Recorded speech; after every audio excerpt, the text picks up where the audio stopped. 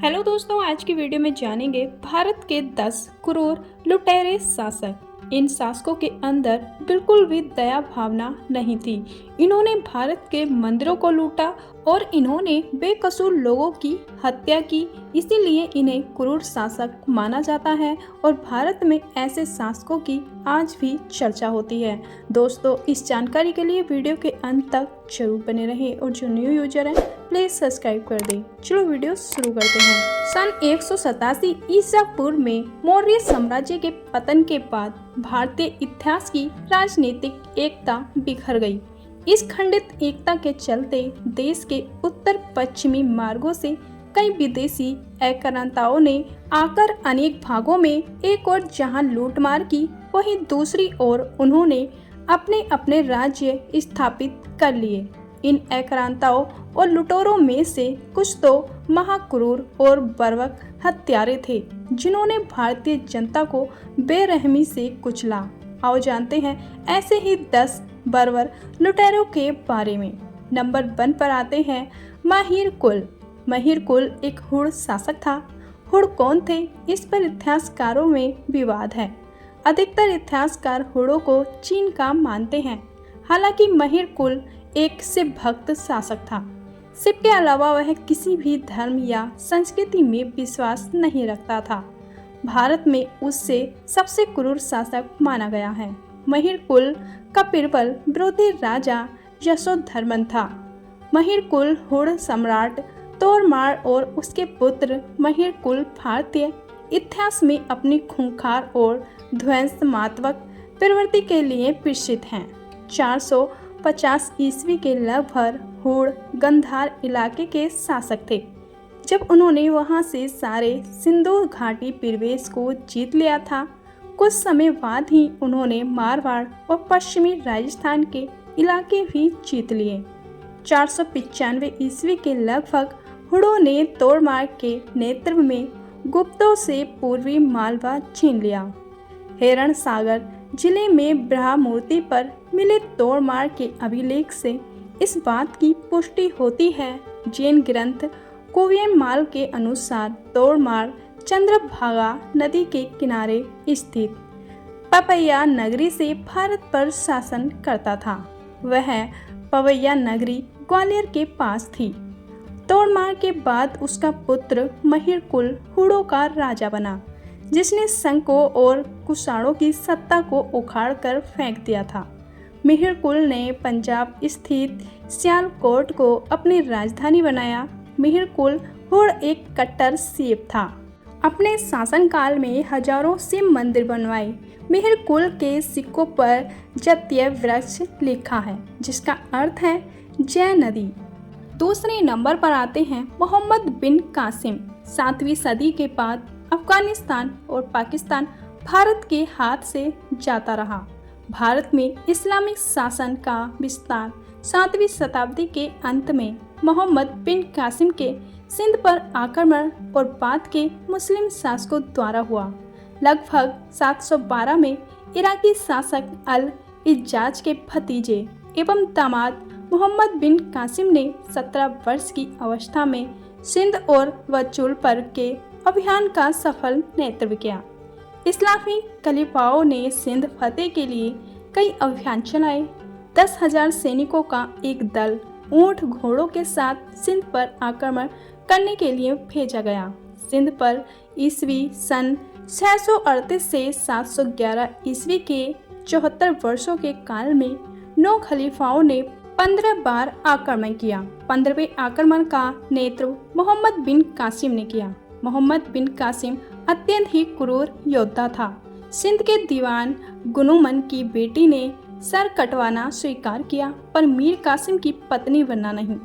इसी तरह वहां के राजा दाहिर 689 ईस्वी में राजा बने और उनकी पत्नियों और पुत्रियों ने भी अपनी मातृभूमि और अस्मिता की रक्षा के लिए अपनी जान दे दी।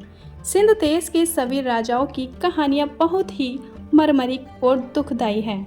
आज सिंध देश पाकिस्तान का एक प्रांत बनकर रह गया है। राजा दाहिर अकेले ही अरब और ईरान के दरिंदे से लड़ते रहे। उनका साथ किसी ने नहीं दिया, बल्कि कुछ लोगों ने उनके साथ गद्दारी की। तीसरे नंबर पर आते हैं महमूद गजनवी। अरबों के बाद तुर्कों ने भारत पर आक्रमण किया। अल-पतगीन नामक एक तुर्क सरदार ने गजनी में तुर्क साम्राज्य की स्थापना की। 977 ईस्वी में अल-पतगीन के दामाद सुबुक्तगीन ने गजनी पर शासन किया। सुबुक्तगीन ने मरने से पहले कई लड़ाइयाँ लड़ते हुए अपने राज्य की सीमाएं अफगानिस्तान, खुरासान, वल्सल एवं पश्चिम उत्तर भारत तक फैला ली थीं। सुबुक्तगीन की मृत्यु के बाद उसका पुत्र महमूद गजनवी गजनी की गद्दी पर बैठा। महमूद गजनी ने बगदाद के खलीफा के आदेश अनुसार भारत के अन्य हिस्सों पर आक्रमण करना शुरू किया। उसने भारत पर 1001 से 1026 ईस्वी के बीच 17 बार आक्रमण किए। उसने प्रत्येक वर्ष भारत के अन्य हिस्सों पर आक्रमण करने की प्रतिज्ञा की। अपने 13वें अभियान में गजनवी ने बुंदेलखंड, किरात तथा लोहकोट आदि को जीत लिया। 14वां आक्रमण ग्वालियर तथा कालिंजर पर था। 15वें आक्रमण में उसने लोहदुर्ग, जैसलमेर, चिकलोदर, गुजरात तथा अनिलवाड़ गुजरात पर आक्रमण कर वहां खूब लूटमार की। माना जाता है कि महमूद गजनवी ने अपना 16वां आक्रमण 1025 ईस्वी सोमनाथ पर किया। उसने वहां के प्रसिद्ध मंदिर को तोड़ा और वहां अपार धन प्राप्त किया।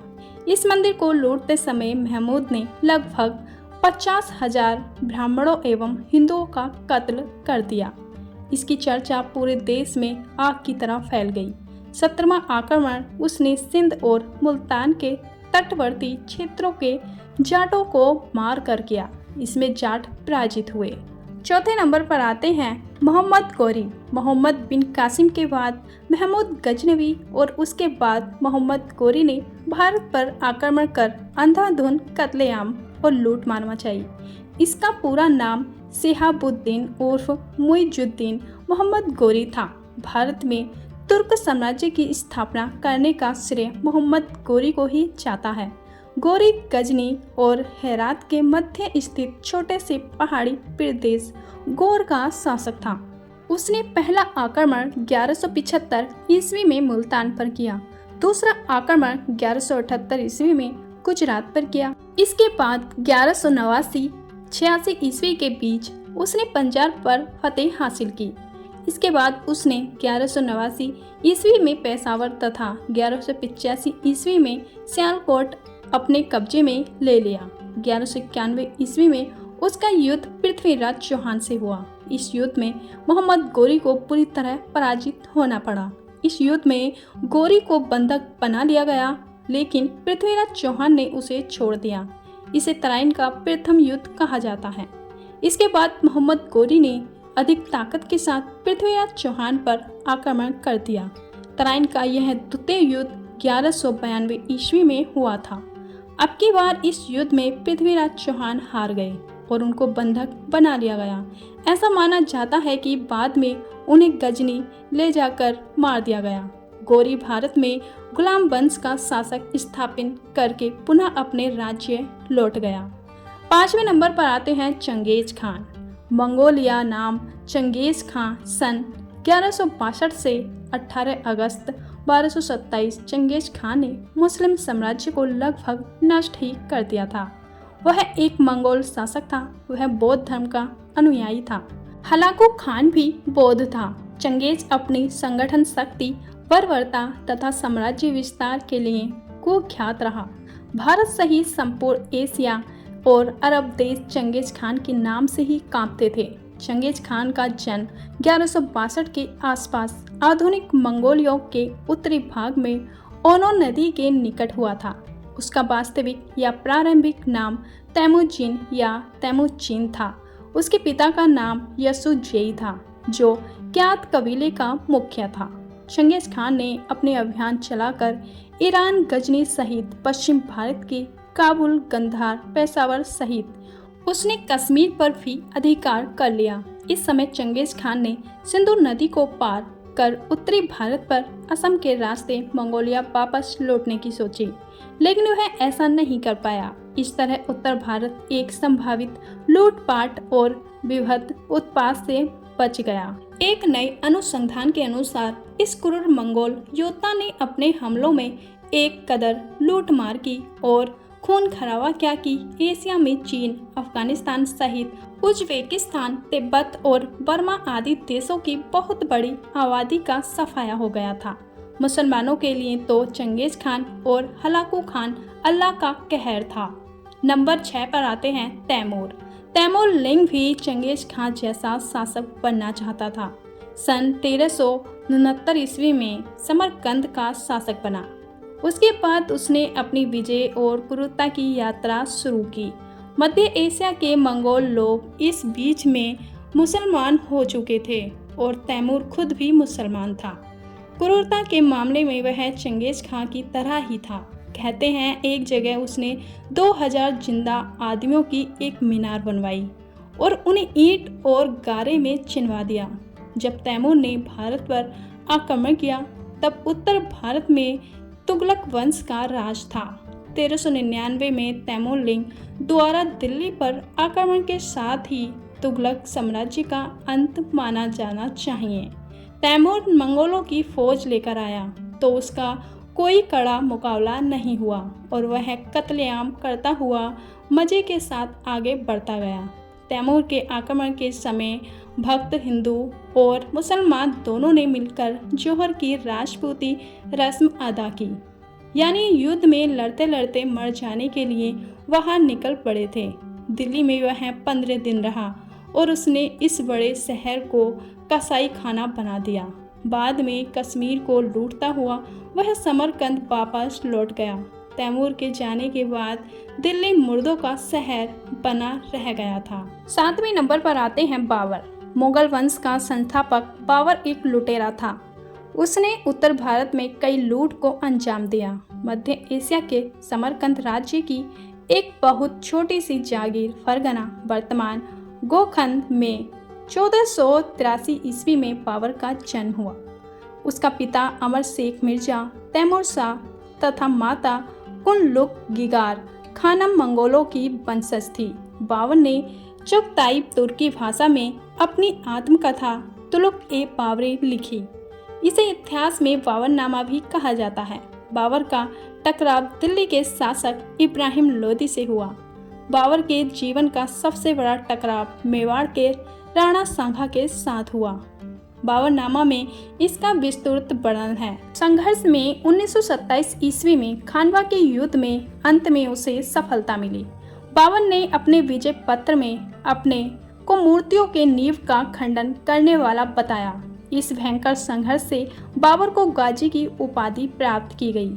गाजी वह है जो काफिरों का कत्ल करे। बाबर ने अमानुषिक ढंग से तथा क्रूरता पूर्वक हिंदुओं का नरसंहार नहीं किया, बल्कि अनेक हिंदू मंदिरों को भी नष्ट किया। बाबर की आज्ञा से मीर वाकी ने अयोध्या के राम जन्मभूमि पर निर्मित प्रसिद्ध मंदिर को नष्ट कर मस्जिद बनवाई। इसी भांति ग्वालियर के निकट उर्वा में अनेक जैन मंदिरों को नष्ट किया। उसने चंदेरी के प्रवर्ती और ऐतिहासिक मंदिरों को भी नष्ट करवा दिया था। 8वें नंबर पर आते हैं औरंगजेब। भारत में मुगल शासक में सबसे क्रूर औरंगजेब था। मोइनुद्दीन मोहम्मद औरंगजेब का जन्म 1618 ईस्वी में हुआ था। उसके पिता शाहजहां और माता का नाम मुमताज था। बाबर का बेटा नसरुद्दीन मोहम्मद हुमायूं दिल्ली के तख्त पर बैठा। हुमायूं के बाद जलालुद्दीन मोहम्मद अकबर, अकबर के बाद नूरुद्दीन सलीम जहांगीर, जहांगीर के बाद शहाबुद्दीन शाहजहां, शाहजहां के बाद मोइनुद्दीन मोहम्मद औरंगजेब ने तख्त संभाला। हिंदुस्तान के इतिहास के सबसे जालिम शासक जिसने अपने पिता को कैद किया, अपने सगे भाइयों और भतीजों को बेरहमी से हत्या की। गुरु तेग बहादुर का सर कटवाया। गुरु गोविंद सिंह के बच्चों को जिंदा दीवार में चिनवाया। जिसने सैकड़ों मंदिरों को तोड़वाया, जिसने अपनी प्रजा पर बेइंतहा जुल्म किए और अपने शासन क्षेत्र में गैर मुसलमानों के लिए मुनावी करवानी शुरू की। तो आप इस्लाम कबूल कर लें या फिर मरने के लिए तैयार रहें। औरंगजेब एक तुर्क था। उसके काल में ही उत्तर भारत का तेजी से इस्लामीकरण हुआ। अधिकतर ब्राह्मणों को या तो मुसलमान बनना पड़ा या उन्होंने प्रदेश को छोड़कर महाराष्ट्र और मध्य प्रदेश के गांवों में शरण ली। उत्तर प्रदेश के प्रसिद्ध इतिहासकार राधा कृष्ण बुंदेली अनुसार मुगल शासक औरंगजेब ने अपनी सेना को सन 1669 में जारी अपने एक हुक्मनामे पर हिंदुओं के सभी मंदिर ध्वस्त करने का आदेश दिया था। इस दौरान सोमनाथ मंदिर, वाराणसी का मंदिर, मथुरा का केशव राय मंदिर के अलावा कई हिंदू देवी देवताओं के प्रसिद्ध मंदिर तोड़ दिए गए थे। औरंगजेब ने हिंदू त्योहारों को सार्वजनिक तौर पर मनाने पर प्रतिबंध लगाया और उसने हिंदू मंदिरों को तोड़ने का आदेश दिया। औरंगजेब दारुल हर्ब काफिरों का देश भारत को दारुल इस्लाम का देश में परिवर्तन करने को अपना महत्वपूर्ण लक्ष्य बनाया था। 1669 ईस्वी में औरंगजेब ने बनारस के विश्वनाथ मंदिर एवं मथुरा के केशव राय मंदिर को तुड़वा दिया था। 9वें नंबर पर आते हैं नादिर शाह। नादिर शाह का पूरा नाम नादिर कोली बेग था। यह ईरान का शासक था। उसने भारत पर आक्रमण कर कई तरह की लूटमार और कत्लेआम को अंजाम दिया। दिल्ली की सत्ता पर आसीन उस वक्त के मुगल बादशाह मोहम्मद शाह को हराने के बाद उसने वहां से अपार संपत्ति अर्जित की, जिसमें कोहिनूर हीरा भी शामिल था। मुगल बादशाह मोहम्मद शाह और नादिर शाह के मध्य करनाल का युद्ध 1739 ईस्वी में लड़ा गया। काबुल पर कब्जा करने के बाद उसने दिल्ली पर आक्रमण किया। करनाल में मुगल राजा मोहम्मद शाह और नादिर की सेना के बीच लड़ाई हुई। इसमें नादिर की सेना मुगलों के मुकाबले छोटी थी, पर अपने बारूदी अस्त्रों के कारण फारसी सेना जीत गई।